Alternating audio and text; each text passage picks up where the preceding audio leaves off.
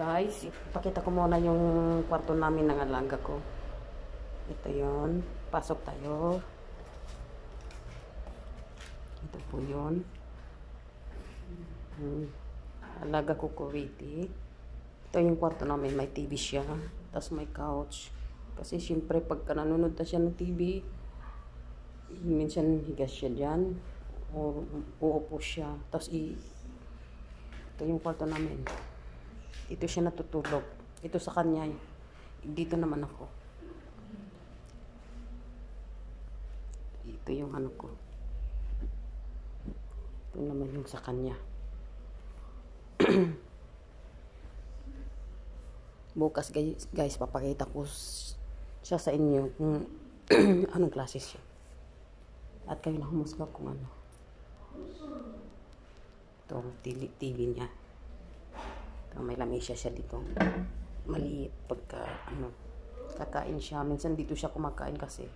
Minsan doon siya sa sala kumakain. Ito yung mga gamit namin. Ito yung malita ko. Ito yung kwarto namin guys.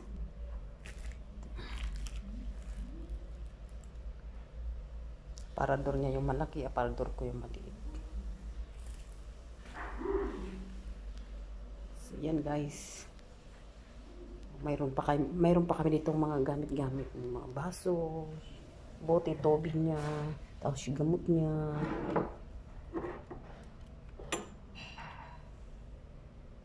Yan. Lagi ako dito may mainit na tubig guys. Para sa kanya yun. So yun.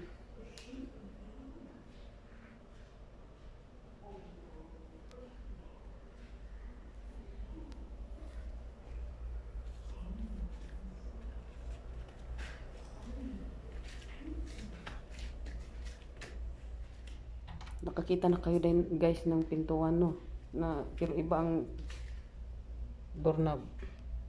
High-tech yan.